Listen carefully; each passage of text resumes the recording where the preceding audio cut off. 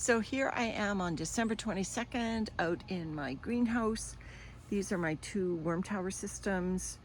I have not been able to get to the lower levels because my husband has been out of the province. So he's the one who does the heavy lifting to get me into the lower levels. So it was a week ago that I gave the top levels a good feeding. And I actually partially harvested Igley right there. I took some of the castings indoors and they're finishing up indoors, and I actually did give some new bedding to Igley, so we'll see how that's going. I thought people might be interested in seeing how we tuck these bins in for the winter. We have tin or tubs of soil underneath to protect them from, I don't know, insulate them from the ground. That piece of cardboard at the front isn't really doing much. We actually have a little tiny space heater in here that you might hear whirring in the background. Again, this piece of styrofoam on the top isn't doing much, but I've left the lids off. And that was sort of strategic because I found that with the next thing I'm going to show you, which is the seed mat that we've sort of straddled between the two worm farms, it was causing condensation and lots of worm climbers that some of them were falling out over this curled rim. And so I decided to just leave the lids off. They don't add insulation properties. So this is just a piece of burlap here. And then I've got several there. This one is feeling a little moist, but it's pretty much dry corrugated cardboard. Then here is the coconut coir mat. Again, and this is on a seed heating mat. And you know, these worm towers, it was tough. Like obviously this rectangular tower would take a seed heating mat in its entirety, but then the round one wouldn't get anything. So what we did is we kind of straddled over the two, and I think it's working really well because my worms are happy. I've had to change a little bit how I reorganize the insulating cardboard and the coconut coir mat because you'll see that the castings really dry out. Even though I've got, you know, two pieces of cardboard and then this brown paper between the castings, the vermicompost, and the seed heating mat. This side of the bin, which is, I fed it there, but you can see the paper on the top is crunchy dry. So I did feed here so that, you know, any moisture would be right here. And obviously the worms are still right here. They're doing fine. It's probably about 6 degrees outside today, and this vermicompost is as pleasant as it would be in the summer for me to run my hands through it. So, you know, but it is a bit dryish. So I'm going to give them another feeding right in this side again. I'm kind of ignoring the cooler side of the bin. You can see that I've added lots of insulating leaves, and so what I'm going to do is I'm just going to, oh, and this is Wiggly, I think. His name is turned around, unfortunately. But like I said, I don't have my helper here, so I can't get that assistance. Oh, there's the leftovers of a corn cob that was in there. That was from late summer. It's now December and they haven't eaten it yet, but that's fine. Apparently they like just to hide in it. And I only have one hand available to me now, so I can't even attempt to tear it in half. So here I'm down to the bottom. Lots of worms still eating the feeding from last week. They're making lots of nice castings for me. And so this material's in great shape. It's actually in really great shape, despite it being winter. And I really wanted these bins to continue working through the winter. I didn't want just, you know, the worms to survive. Here on Vancouver Island, you know, yeah, we are expected actually to get quite a deep freeze for us. In Celsius terms, go down to maybe -5 at night over the next few days, Boxing Day. So I wanted to give the food now and just bump it up a little bit so that the composting action should be happening by then. So I'm putting this dry paper on the bottom. I have extra cardboard I could put in the bin right now, extra leaves, but I'm actually not going to do that. I'm going to try to do this with one hand, so we'll see how successful I am at doing this. So I'm going to move the extra cardboard over there. I'll just show you how I'm feeding, and then we'll cut off the video right there because I need to obviously fluff the other side of the bin. So this is the food that I've brought out. Normally in the summer, this tray I would split between all of the bins. You can see I've put grid on the top. This is just, but what I'm going to do is I'm going to take this food and spread it out over this entire, well, half of it. The other half is going to go to Igley over there. So I'm taking half of it and putting it over there. And then I'm going to do something that I don't do enough of. We don't drink coffee. So this coffee is from Starbucks, actually, that we picked up. Well, we actually got it from a few friends as well, because we don't drink it. So I'm just going to put lots of coffee in here. Obviously the camera's shaking because I'm shaking my hand. I've heard you should break up the coffee lumps, otherwise they just go moldy without worms really getting into it. But I'm hoping that this combination will give the worms some really nice, I don't want the worm to be thrown into the coffee. You don't want to do that. I'm trying to find little bits of cardboard without necessarily worms on them to put on top here so that they don't get smushed down into the coffee itself. So I'm just putting some leaves on top. But anyway, so I've heard that the worms take longer to get into the coffee unless you break it up into a powder. But I did hear also that coffee heats up. So that is my hope, is that over the next few days, when it's the 22nd today, by the 24th, it's supposed to be maybe a high only at the freezing level and a low into the -5 degrees. This actually is from a fig tree, an unripened fig that I put in here probably 2 months ago. The worms have not made a dent in it.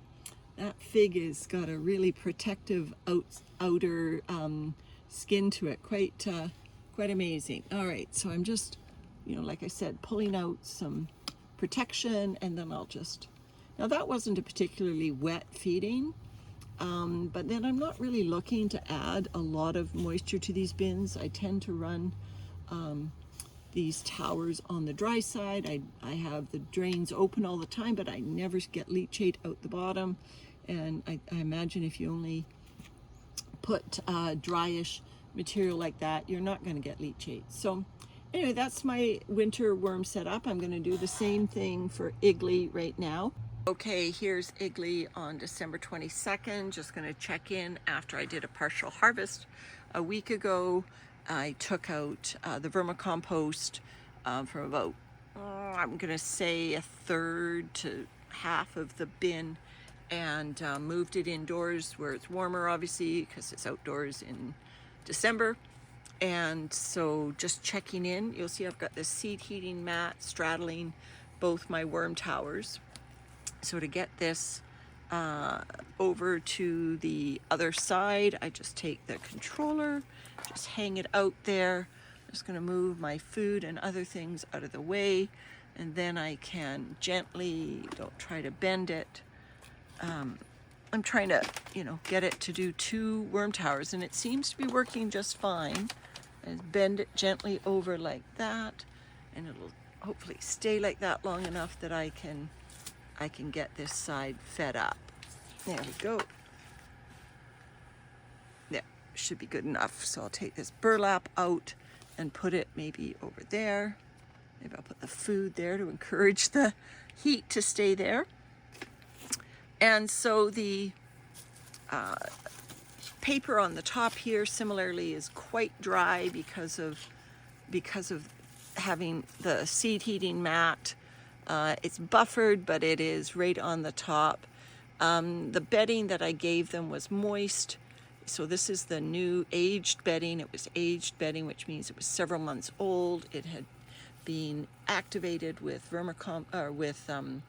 finished castings. It has built-in grit and a nitrogen source. I think I used cornmeal. You can hear the crunchy paper on top where the seed heating mat was. I think I fed right here in the new material. So let's see if the worms got into it. Yes, they did.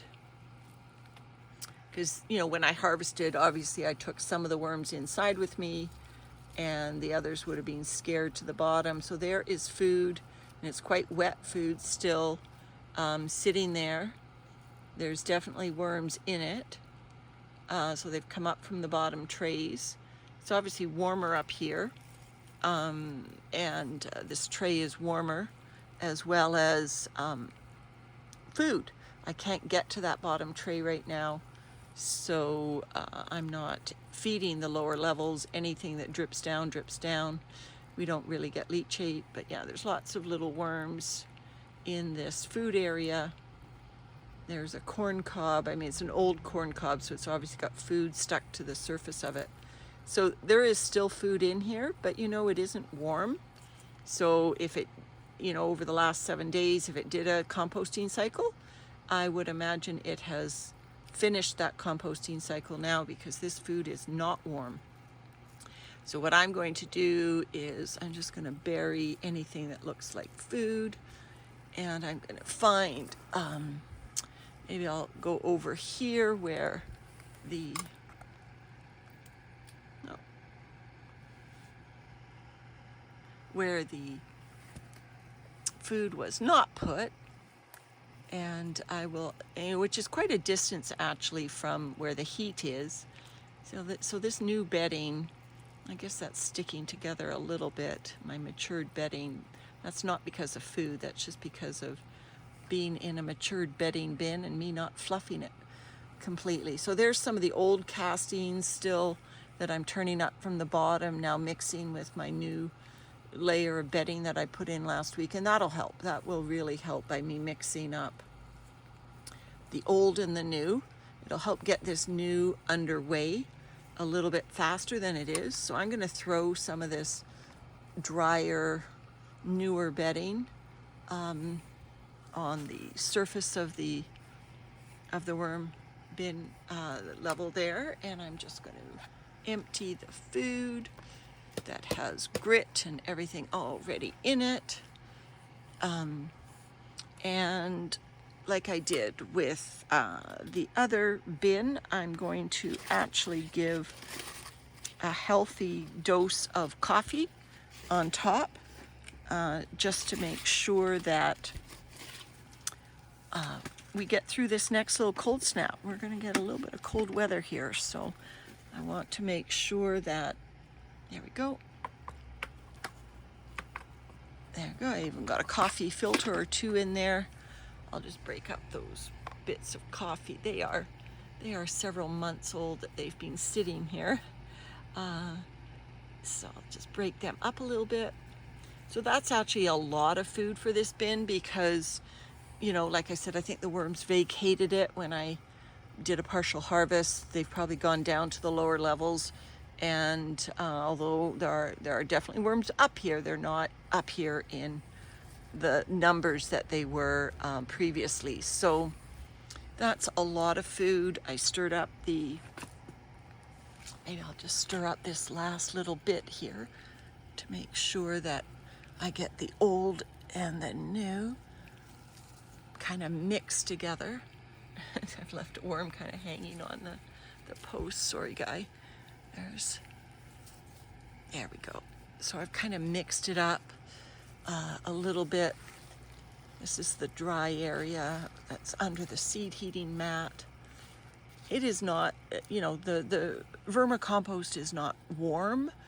It is sort of, I would say, if I had to put I don't have my thermometer with me. If I had to put a temperature on it, I would say it's probably 15 degrees.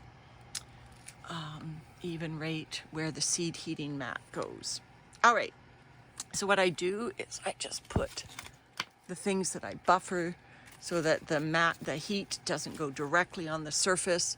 Also, this was in the Starbucks bucket. It was basically, I think, a rag that they wipe their tables with, and I assume it's cotton. Looks like a terry, and so I put it in here, and I'm using it as a buffer for this seed heating mat. So I will move the controller back, putting it in my tubs of coffee grounds, and that means I can get the seed heating mat back in touch with the vermicompost. And then what I do is I have this burlap mat that I also put down. I really find that the worms like this. And I also have 2 pieces of somewhat accurately cut pieces of cardboard that sit on the top here. And again, no lid on this can of worms. And so that's it for December 22nd. I will see these worm towers into the new year. I'm going to just let them go. And I'm really going to have to think about whether the next feeding is going to have to be a bit of a wetter one. And, you know, to moisten up at least this this can of worms. I think the new bedding and everything probably could stand with a little bit of moisture. All right, so that's it for this video. Take care, everyone. Bye for now.